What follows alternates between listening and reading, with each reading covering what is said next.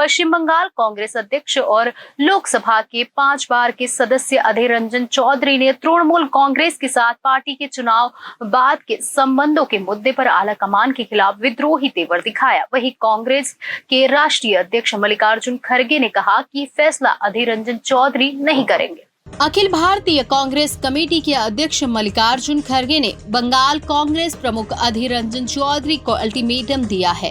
उन्होंने कहा कि अधीर रंजन चौधरी को इंडिया गठबंधन के फैसलों का पालन करना चाहिए। अगर वो ऐसा नहीं कर सकते तो पार्टी छोड़ दे। खड़गे ने ममता बनर्जी सरकार और तृणमूल कांग्रेस के घोर विरोधी होने के चलते पीसीसी प्रमुख को आड़े हाथों लिया है। खड़गे की ये टिप्पणी मुंबई में पत्रकारों के पूछे गए एक सवाल के बाद आई है। उन्होंने जोर देकर कहा कि ममता जी पूरी तरह से इंडिया गठबंधन का हिस्सा है। क्या बोले खड़गे?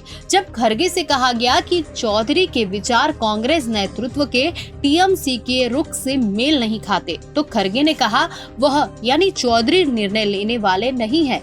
हम निर्णय लेने के लिए है, कांग्रेस निर्णय लेगी, फैसले लेने के लिए हाईकमान है, इसलिए हम जो भी निर्णय लेंगे वह सही होगा।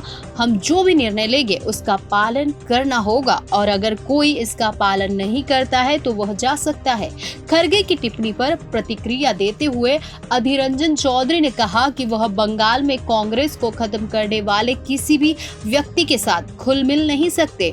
चौधरी ने संवाददाताओं से कहा कि मैं पार्टी के एक सिपाही के रूप में इस लड़ाई को नहीं रोक सकता। मेरी लड़ाई टीएमसी के खिलाफ एक वैचारिक लड़ाई है, ये व्यक्तिगत लड़ाई नहीं है। बंगाल में हम पार्टी को बचाने की कोशिश कर रहे हैं। बंगाल में बीजेपी और टीएमसी दोनों एक दूसरे के साथ मिलीभगत कर रहे हैं।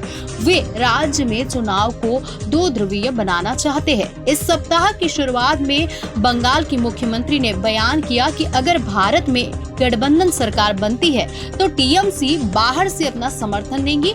इस बारे में पूछे जाने पर ममता जी ने पहले कहा कि वह बाहर से समर्थन करेगी। अतीत में भी इसी तरह के उदाहरण हैं। 2004 में यूपीए सरकार को भी कम्युनिस्ट ने बाहर से समर्थन दिया था, लेकिन ममता जी ने उसके बाद भी ये कहा कि वह भारत सरकार का हिस्सा होगी। इसलिए ये पूरी तरह से स्पष्ट है कि वह गठबंधन के साथ है। बनर्जी ने भी शनिवार को दोहराया कि टीएमसी दिल्ली में इंडिया ब्लॉक का हिस्सा है, लेकिन बंगाल में नहीं। उन्होंने आरामबाग और बिष्णुपुर में चुनावी रैलियों में कहा, राष्ट्रीय स्तर पर हम इंडिया गठबंधन के साथ है।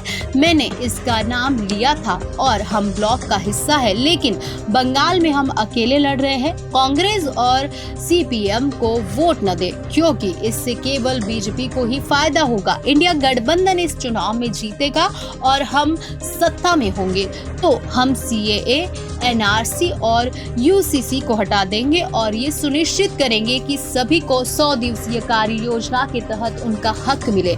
आवास योजना के तहत घर और अन्य सभी परियोजनाएं जिनके लिए केंद्र ने अब तक धन रोक रखा है।